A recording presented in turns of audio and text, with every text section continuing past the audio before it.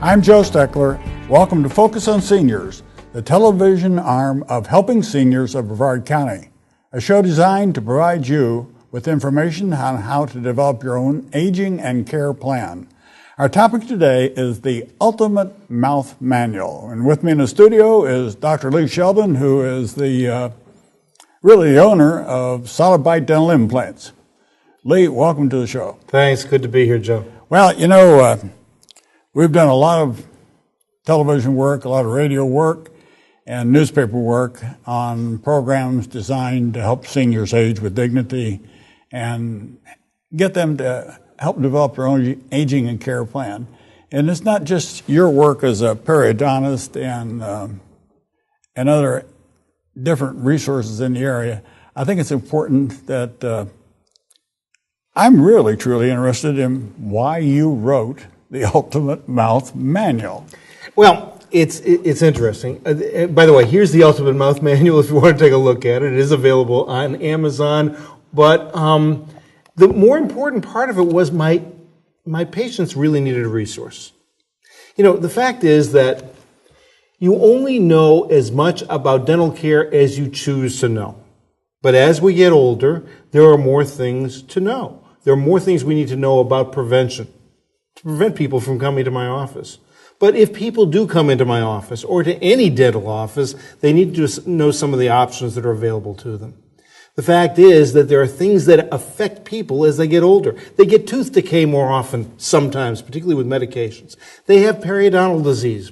The latest study says 50% of people in the United States have periodontal disease. They need something to secure their dentures with dental implants, or they may want to have a complete mouth makeover. Well, all of those things are described in the book, and I hope I wrote it in layman's terms so that it can be easily understood. Well, folks, what I really liked about the book is the simplicity of the sketches about how the tooth goes down into the gum and what happens on the tooth line. And I feel like in all my work with you, Dr. Sheldon, I feel like I've become somewhat of a layman's expert on dental care because, you made a comment about people coming in to see you. And I remember the day that 50 years ago, I was on a submarine. I was a young submarine officer, and I had two reserve dentists on board. And it was in 1960, and these dentists decided I needed to have a couple of teeth extracted.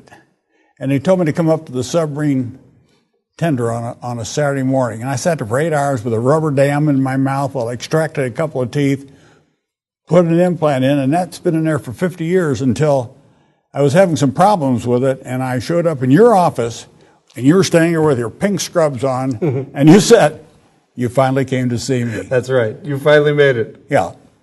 What's interesting about the Ultimate Mouth Manual, in my opinion, is that it helps a layperson understand some of the underlying causes of mouth pain, and more importantly, how what happens to your mouth affects other parts of your body. That's right. We used to have this idea, both in medicine and in dentistry, but particularly in dentistry, that somehow the mouth is separated from the rest of the body.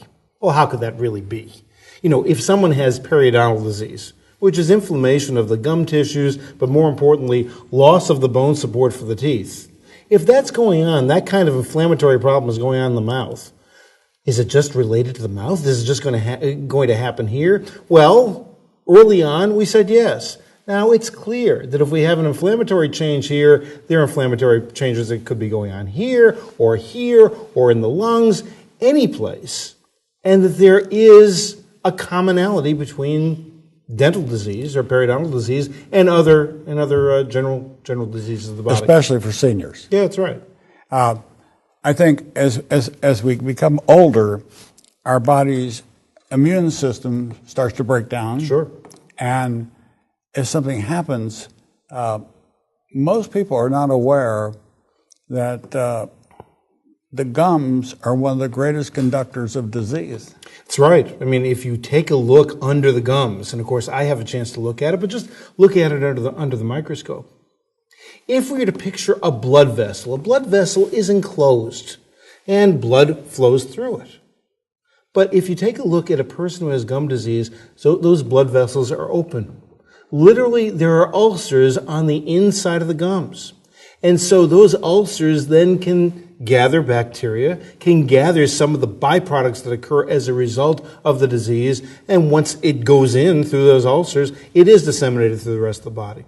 The question then is, what can we do about it? What can we do to help somebody when that does occur? And that's exactly what is described in this book. Yeah. But it's made simple. Right. It's very simple. I remember there was in one chapter you talk about cancer. And you say it's very important if somebody is going to have a cancer operation for them to see their dentist before they have any type of surgery. Why? That's right. Why is that? Well, particularly with radiation therapy, but chemotherapy as well. When in the mouth there is a neutral pH, a neutral acid level, about 7.0 if you remember your high school biology. Okay? But that's neutral. That means a glass of water would be 7.0. Okay. And the saliva keeps the mouth at that neutral acid base level, so there are no attacks that can occur. When you have radiation therapy applied, in particular, the salivary glands shut down. When the salivary glands shut down, the mouth is dry. A dry mouth is acidic. It means it produces acids. And so a dry mouth will then literally cause the teeth to be eaten away and cause tooth decay later in life, or cause tooth decay as a result of the radiation therapy where you may never have had decay before. And therefore we need to institute certain measures, some preventive measures in order to help protect you against the onslaught of the acids that could occur in the mouth as a result of the radiation therapy. The same thing occurs in chemotherapy, and even medication therapy. Medications, not just for cancer, but all of the medications that we take now. There are 500 medications that cause dry mouth. And so the same acid problem occurs. Well, in a greater scheme of things, in this new program we've designed called Helping Seniors of Brevard County, we're very avid believers in the radio, the television, and the newspaper outlets for making our points known to people that are unsuspecting of all these things that can affect them. So in the course of doing what we're talking about today, we're going to do a show on over-medicating. Yep. We're going to do a show on senior dental care.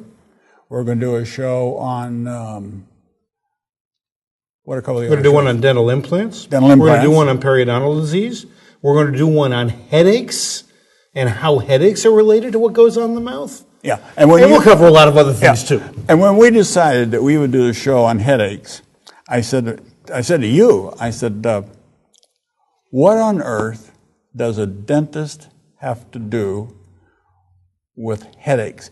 And I read the chapter in the Ultimate Mouth Manual, and I became aware of things that I personally needed to do. And one of them was after talking to you and my dentist, Dr. Mason, I needed to get a mouth guard made for my upper teeth so that I didn't grind my teeth at night. Sure. And that's another thing that's discussed in this manual. What's significant about that? The significance of grinding the teeth, there are a couple of significances. One is you don't want to grind your teeth away. It's much easier to grind a piece of plastic which can be replaced, like that mouth guard you're talking about, than to grind your teeth. It's a lot more expensive to replace your teeth than it is to replace a piece of plastic. So that's one practical value. But the other thing is, when you grind your teeth, there are muscles. There are muscles that are working very, very hard. You actually have your mouth like this, and these muscles are activated. These muscles are innervated by the same nerve that causes headaches. So if this nerve is hyperactive, you can imagine what's happening to the sensory nerve, the one that allows us to feel what's going on. That becomes hyperactive. And people get headaches, and they don't understand where the headaches are coming from. And that's why you get a pain in here and over here in your jaw and these muscles. Oh yeah, you'll get a pain here, but you also get a pain here. You'll get a pain here. You'll get a pain in the back of your neck. You may even get a pain in your shoulders, all as a result of this grinding. And what happens is when you put a piece of plastic between the teeth, for some reason, these muscles relax. And when that occurs, people feel a lot better. Okay, I wear that brace at night. Yep. And when I get up in the morning, and I can feel myself. I read a book at night before I go to sleep, and I feel my teeth against that. It's soft. Then the next morning, I take that denture thing out. It feels like my jaw is offset, and it takes a while. My teeth don't mesh the right way, and it takes about 15 or 20 minutes for everything to go back to normal. That's right, and that's a common finding. The fact is that the jaws want to meet one way, but the teeth are guiding it into a different position. And just because your teeth are meeting the correct way doesn't necessarily mean your jaws want to be there. So imagine this. You're wearing a flat piece of plastic on your mouth. Now the lower jaw can go wherever it wants to go. And that's what's going on at night. It's moving into the position that's most natural. Then you take that out, and now the teeth are forcing it into a position that it really doesn't want to go into. Yeah.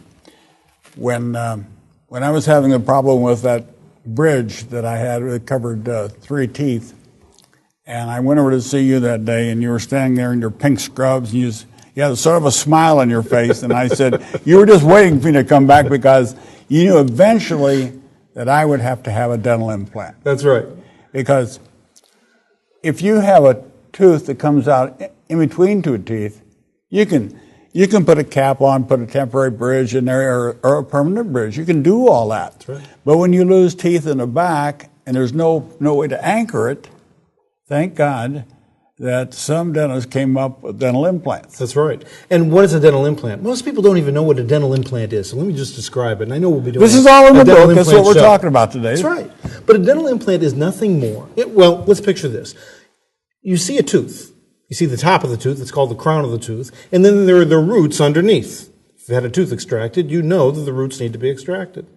All a dental implant is a new root for the tooth. So essentially, where the old root was, you're putting a new root in. It's made out of titanium, or sometimes it's made out of ceramic material, and it doesn't decay, and it doesn't break. So now you can put structural supports or new roots into the jawbone, and then fasten teeth to them. So you can chew just the way you used to chew when you had your natural teeth. If we didn't have Novocaine, lidocaine, and stuff like that, and happy gas and all these things, some of the things that dentists do could be extremely painful. They could. I mean, there was a time when dentistry was first developed. What did we do? We extracted teeth. That's all we did, and then dentures came about. Yeah.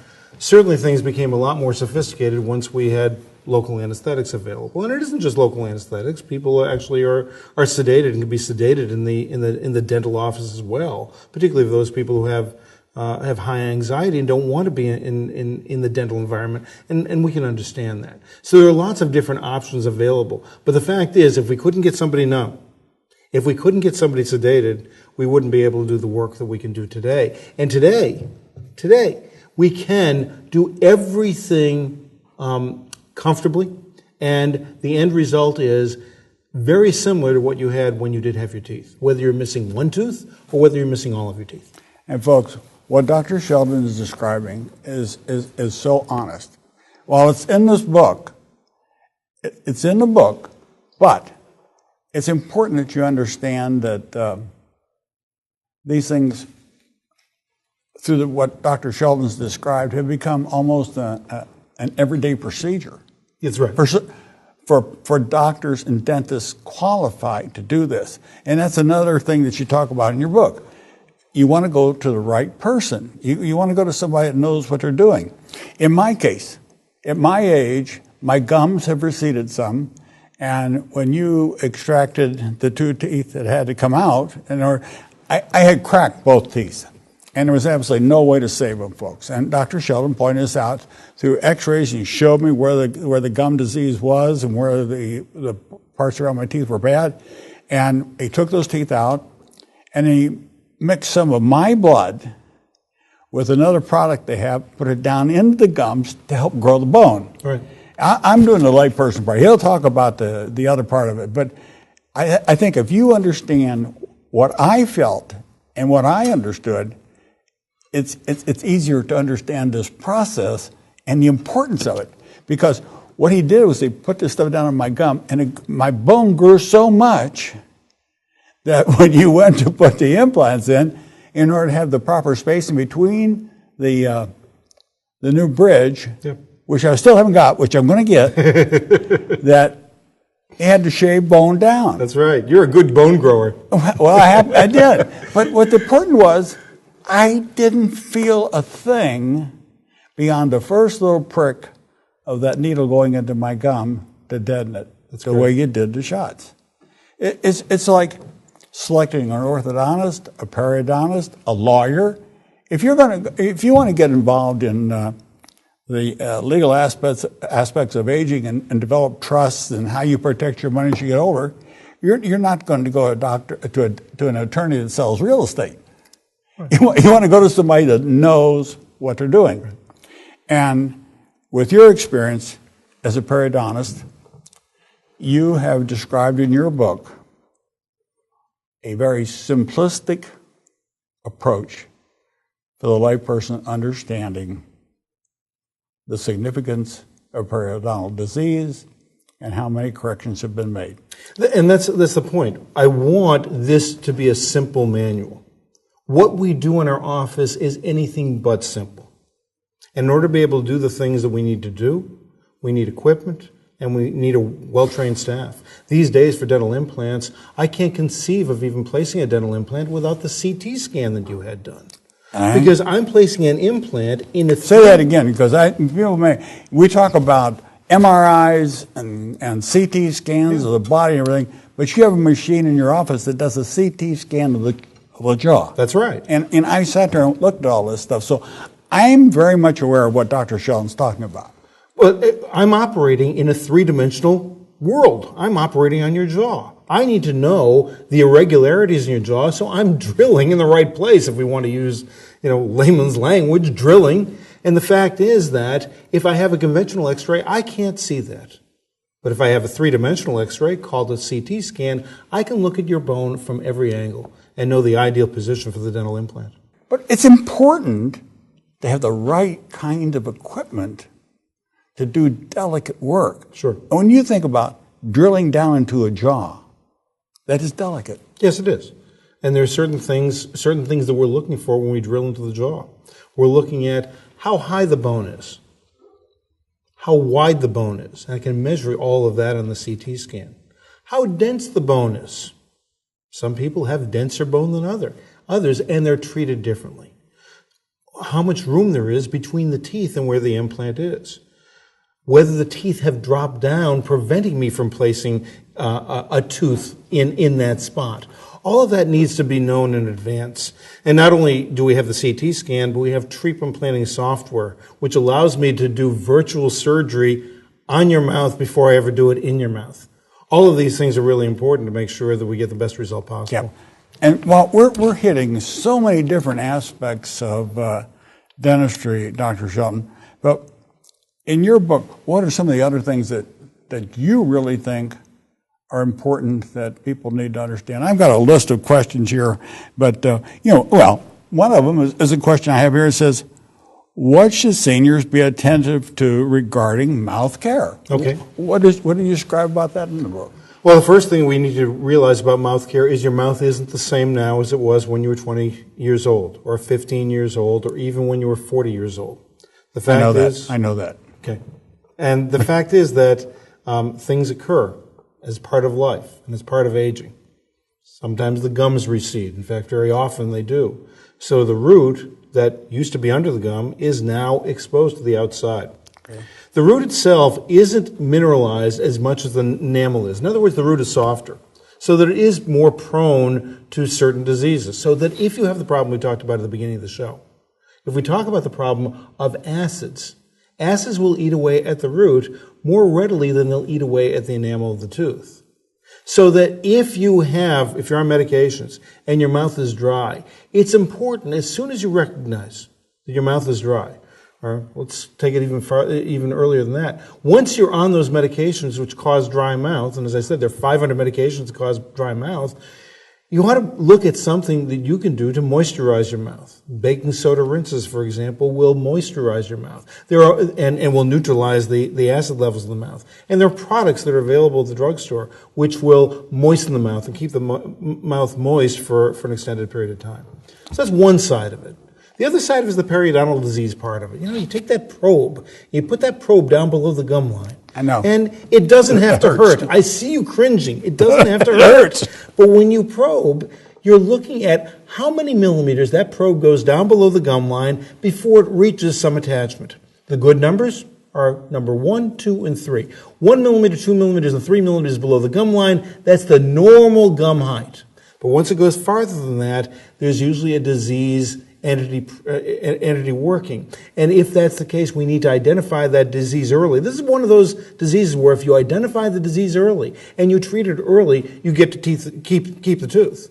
And so it's important that that examination be done at least once a year to make sure that you don't have disease. And if you do have disease, to get it treated and get it treated effectively. And in the book, I even talk about effective non-surgical treatment. We have a little endoscope, a tiny camera that goes below the gum line, so we can see the bacterial accretions on the tooth and to be able to get the roots clean, because that's what's happening when you have periodontal disease. You have dirty roots that have bacteria on them. If you can see those roots, and you can clean those roots by looking at where those bacterial deposits are, you have a much better chance of controlling that periodontal disease without ever needing gum surgery. Yeah. Several months ago, I was flossing my teeth, and I was getting the front lower, and I felt something with my tongue. Felt like I'd chipped away my tooth. And I kept using this dental floss, and that I thought the chipping was getting larger, so I called you. And you laughed, and you said, that's plaque. That's right. And as much as I flossed my teeth, I had never really thought about breaking away that plaque myself. And that's exactly the purpose of flossing. Yeah, that's the particular area in the lower front teeth. You have salivary ducts that come out of that area. Saliva is actually bathing the inside of the tooth. And the saliva carries calcium deposits with it. And so it calcifies on that tooth surface, and so you floss it, and that calcification comes loose. It's called calculus or tartar. It's something that usually is cleaned off by the dental hygienist. But yeah, if we floss our teeth properly every day, we can make the dental hygiene experience a lot easier. When we brush our teeth, we're brushing the outside and the top, or the inside. Right. But there's a whole nother area between each teeth. That's right. That if you don't floss, you're not reaching that part of your tooth. 60% of the tooth surface is between the teeth. A brush isn't going to go there. And so when we talk about using floss, I know we nag about floss and we nag about cleaning between the teeth, but if 60% of the tooth is an area that's inaccessible to the brush, what do? Ignore it? Or clean between the teeth. And of course, that's important. You want to avoid seeing me. I mean, I love doing the work that I do. I do. But the nice thing is when we can prevent you from needing the work that I do. And part of that is making sure that we get between the teeth effectively and remove the plaque just once a day. That's a topic of another show that we'll do on this whole network we're creating of shows to help seniors develop their care plans and aging plans and how they can do a better job of caring for themselves and not be exposed to medical treatment if they can avoid it. Yeah, it's nice to be able to avoid medical treatment. That's going to be part of these shows. We're going to have some very qualified clinicians who take you from every aspect of aging and through every aspect of aging, who will talk about treatment, but they'll also talk about prevention. We've got a great group who's part of helping seniors in Brevard County and the Focus on Seniors program. And when you think about, we'll do 7 or 8 shows on dentistry. We'll have shows on women's heart disease and breast cancer. We'll have shows on men's heart disease and prostate cancer, but we'll cover cardiovascular disease. We'll cover so many things. So we'll now have another show that you and Nancy Deerdorf, who is the administrator for the local offices for Gentiva Healthcare, and we'll do a show on the organization helping seniors of Brevard County as to why the organization exists and what we hope to do there. But it's important that people understand that if you're aware of some of the simpler things you can do, that you can avoid very, very extensive dental treatments. You can. Do we have a little bit more time? Sure. There's one part in the book that we don't talk about very much, but it's really important. There are lots of people in the United States who have sleep apnea, and they have this mask that goes over the nose or goes over the mouth in order to push air in order to open up the throat so you're breathing. What's sleep apnea? You stop breathing at night. Right. Well, about 50% of the people who use, it's called CPAP, by the way, and that's the name of the mask that's put over the mouth and over the nose.